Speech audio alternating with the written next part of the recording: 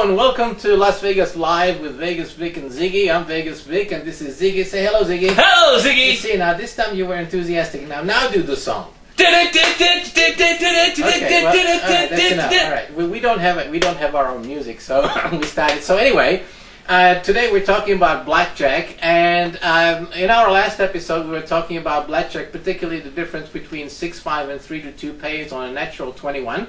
Now, if you missed that, you can watch us at LasVegasLiveTV.com. We'll post that episode. And you can also check out an article that I wrote about this subject on my website at morecasinodeals.com. Now, Ziggy, when we shut off our last episode, you said you had another question about Blackjack. I do. So this is what we And this goes back to my childhood. Yes? You had a childhood? Yes, I did. When I was growing up, and we kids would play blackjack with each other. You would. Don't look at the monitor. That's my job. You had a degenerate childhood? No. We weren't playing for money. We were just playing. Oh yes. Okay. So you were playing. And what were you playing? We were taught. Okay. By our parents. Yes. And the way we were taught is to what's now called as mimic the dealer, which means we were told to hit on 16. Always hit on 16 or lower, and always stand on 17 or higher. That's what the dealer does, correct? Right. Now, that's an incorrect play strategy. Absolutely incorrect strategy. That's a strategy designed to make you a big loser in a hurry. Yes. Now, you see, there's a series of rules called basic strategy for blackjack, and you can usually find those on little cards, little cheat cards that you can find. They're called win cards, and you can usually find them in the casino's gift shop or at the Players Club. But Victor, I'm scared. Why the heck would I stand on, say, 14? Yeah. Okay. When I'm trying to get to 21, the dealer's gonna beat me. Okay. Well, here's the problem. First of all, the game is not to try to get to 21. You know, many people have the misconception that playing blackjack means that you have to achieve as close to 21 as you can. Right. They keep hitting. No, it's not the objective of the game. The objective of the game is to win money and beat the dealer. That's the objective of the game. So it doesn't matter whether your total is 14. If the dealer will bust, you win anyway. So the question then becomes is when is it a good idea to sit on 14, 15, or 16, and when it is not? Yeah. Well, the answer is, drum roll. Okay. When the dealer has a 4, 5, or 6 showing, and you have a 14, 15, or 16, then you don't hit it. You stand. You wait for the dealer to draw cards because the chances are mathematically in your favor that the dealer will draw a card or cards that will exceed the total of 21, thereby making your crappy hand into a winner. And if you did that, like the dealer, as you said, then the chances are that you would have busted and lost your money when the dealer would have made you a winner. So the strategy I've learned, and you correct me if I'm wrong, is the dealer always has one card up showing. You should, in your mind, always believe that card that you can't see is a 10 value. Yes, you should. If the entire strategy is based on what's called the dealer's up card. Up card is the card that you describe, which is the one you see. So if the dealer has cards 2, 3, 4, 5, or 6 showing, then you assume that the totals that the dealer has is 12, 13, 14, 15, or 16, requiring the dealer to draw at least one more card. Okay. Right? So your strategy for blackjack then becomes, what do you do with the hands that you've got versus what you see as the dealer's up card, assuming that the dealer will then have a 10 card. Now, why would you assume that? Well, because you would assume that because there are a lot of 10 value cards in a deck of cards. Such as 10, Jack, Queen. 10, Jack, Queens, and Kings. You know, there's 4 of each. Right. Right.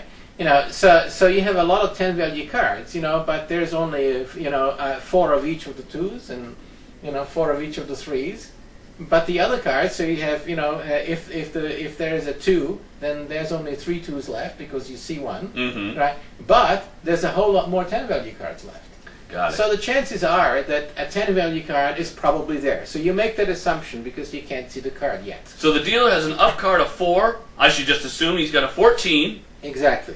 And if I've got, say, a 4 up, or like 3 or 4 or 5, 6, something like that, so the next card, because there's so many 10s in the deck, right, that the next card that's going to come out is most likely going to be a 10 value. It's most likely going to be a 10 value. However, here's the thing: you see your two cards, Of course. so you can tell whether you have a 14 or not. Yeah. In the dealer's case, when you see the up card, all you can do is assume that if he has a 4, then probably he has a 14. Right. Right. Or 15 or 16, whatever that. These are the worst possible dealer's hands. Yes. So if you have that total and you see the dealer have that total, then the optimum strategy is not to hit and let the dealer draw the cards that probably will bust. And that means that your hand would then become a winner and you don't have to risk drawing any more cards to achieve that. Mm-hmm. So if, as you said, if you play as the dealer, then you would be drawing cards and busting and losing hands that otherwise you would have won. So you're saying that I could actually win holding 14? You can win holding any two cards, any garbage, because the objective is not to hit cards to get to 21, but the objective is to win money. And by that, you do that by either beating the dealer with your total being higher than the dealer's total, or the dealer exceeding 21 called bust, thereby making you and everybody else into a winner. I see. So the way this works is, you see, you have to make the decisions before the dealer. And because you make the decisions first, people make bad decisions and lose bets, which otherwise they would have won. Okay. Right, so it's not necessary that you always hit it. Now, there are other situations. Let's say that you have the 14, but the dealer is showing a 10 value card or an ace. Okay. Okay, let's take it even simpler. The dealer is showing a 7, 8, 9, a 10 value card or an ace. All right. And you have your 14. I have 14. Now you have to assume that the dealer will have a 10 value card, so it's 17, 18, 19, 20, or perhaps Blackjack 21. So if the dealer is Blackjack 21, forget it. You've lost. Yeah, you've already lost. Yeah. Right. But unless, of course, you take insurance, so you have the same value. But that's I was going to ask you a question after. No, that's a discussion for another time. We're talking about the stiff hands. The stiff hands. 12, 13, 14, 15, 16 are called stiffs. Okay. That's for a reason, because anybody playing them, like you described, is dead. That's true. So let's say, for example, that you have one of those stiff hands, say the 14, right? 14, and yes. the dealer has a 7, 8, 9, or 10 showing. Well, you have to assume that the dealer will have a 17, 18, 19, or 20, which means that you've already lost. So what are your options? Well, your only option is to go and hit the cards. You got to Risk getting the 10, but hopefully you will not, and get something that would be at least 17 or higher. So if say you have the 14 and you draw a 3, now you got 17, the dealer is showing a 7, turns over a 10, is 17, so now you push, you don't lose. So you turn the crappy hand into a non-loss. What's a push? A push is where neither you nor the dealer wins. So the bet is, the bet stays there. It's a push. The dealer doesn't take the bet. It's a tie? And it's a tie. Oh, it's called a okay. push. You should read my book. I'm asking questions that other people might want to ask questions. I know, I'm only about. making a joke here. Don't get upset. Okay, so it's called a push, So we know that crappy hands, 12, 13, 14, 15, 16, are called stiffs because, most of the time you're dead playing them. And we know that a tie is called a push. Okay. Now I got another question regarding, I've got this 14 hand or something like that. Right. And this has happened to me I don't know how many times, right? Yeah, so I say, okay, and when you hit, you have to make the wave because you just can't speak. Yeah, you got to scratch the table. Or something like that. Well, you don't want to say hit me. Well, because the camera needs to see that you said this. That's an old joke. All right, never mind. Go ahead. So, I get an ace. Yeah. Now I'm at 15. Yes. All right, okay. I get like another ace. Okay, I'm at 60. How many cards should I keep going until I'm comfortable? And leading into that, is there something called the 5-card Charlie? Do I automatically win if I have 5 cards? I've drawn 5 cards and I haven't gone over 21. Okay, I'll answer. These are 3 questions, but I'll answer the first question first. If the dealer has a 7, 8, 9, 10 or an ace showing, and you have 12, 13, 14, 15, or 16 cards, then you keep hitting until you get a total of at least 17 or higher without going over 21. Okay. So if in your example you hit those 2 cards, you made 15, you made 16, and now you say you hit a 3, right? So now you have 19. I understand, but I'm always scared that I said, okay, hit me, because I'm scared I'm going to get a 10, but I don't. I got an ace. Right. But I'm like, but now I got to go through this again. Yeah, exactly. But that's the point. You see, you shouldn't be scared, because mathematically the odds are in your favor. Yes, it's not going to work every time, but it doesn't work for the dealer that way either. So your choice is to either suffer an immediate and automatic loss without any chance at all, or take a risk. And that's what gambling is. You take a risk, but you take a calculated risk. You take that risk when you know the odds are much better for you taking the risk than not taking the risk. And that's the reason why basic strategy is important. Those little cheat cards that I mentioned. So you don't play by fear. Now, you can't play by fear, because if you play by intuition and by fear, you may have a great run of luck, but it's not going to last. It's not consistent.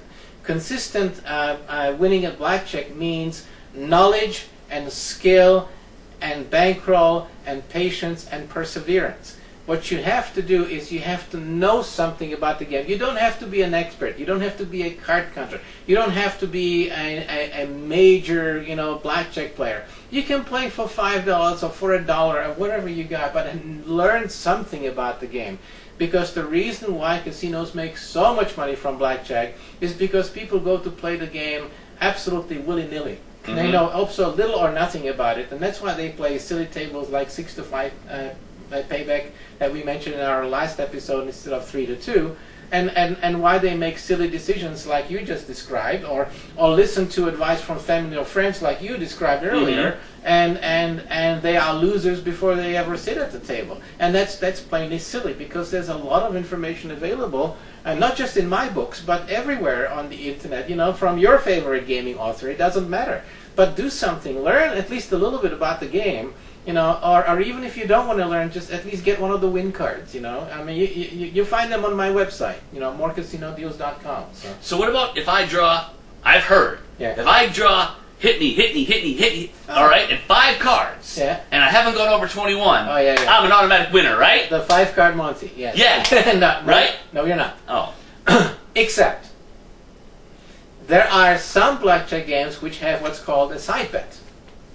A side bet is when you make an extra bet, $1, $5, whatever the side bet may be. And there are games that will pay you a bonus for achieving a 5-card total of 21 or a 7-card total of 21. But it has to be a 5-card total of 21 or a 7-card total of 21. Oh, it has to be exactly 21. Exactly that, and it has to be on games that have that, and you have to make that side bet. And you have to make that side bet every time. Yeah, every time, yeah. Yeah, well, of course, what the reason is because it puts more money in action, and the average house edge on those bets is about 20%. It's a really lousy bet. Oh my goodness! But to answer your question, yes, there are such games. Okay, I see what you're saying. So there are some games where you can get 5 cards or 7 cards, but it has to equal 21, and you have to make that extra bet before the cards get dealt. Yeah, and of course, there are other side bets that you can make. Because it's a Royal Match 21, and that is when you get I think if I remember correctly, it's kings or queens of the same suit with an ace, if I remember correctly. Oh my goodness. Don't hold me to that. I don't remember it exactly, but I did write about it in some of my articles. How are we doing for time there, my friend? Have we exceeded our I have one more minutes? question if we have time. Okay, go ahead. I'll make it a simple one. Blackjack switch, where you can switch cards. Where you tell two hands and you can switch cards. Worth it or stay away from? It's a gimmick. Stay away from it. It increases the house edge. There are some articles written about this. I personally haven't written about them, excuse me, just a hiccup. The best way to do this is to just go and Google blackjack switch, and you'll find plenty of articles on that subject. But from my perspective, from when I looked at it, any one of these derivatives are gimmicks, and they will always cost you money. It's just not worth it. And the video games for blackjack are probably even worse. Video games are terrible because blackjack pays what, 1-to-1? No, not only on some games, yes, but on if you play any of those machines or any of those big electronic tables, you have to remember this: it's not a dependent game. that means that the deck is continuously being shuffled. So you basically have no chance to play basic strategy or any kind of strategy. You're playing a slot machine with cards with really bad odds. You'd be better off going to play, one of the real slot machines, and you get a better bang for your buck. Okay. So that's about it, huh? Yes. Thank you very much for all that excellent advice, Victor, about Blackjack. Well, just before we go today, I want to let you know that my new book called Great Casino Slots Volume 2 has just been released on Amazon.com. Look me up at morecasinodeals.com, and you can watch our past episodes of this broadcast on our channel, which is LasVegasLiveTV.com. So until next time, this is Vegas Vic and Ziggy saying good night from Las Vegas. Say good night, Ziggy. Good night, Ziggy. See you in the casino. So long.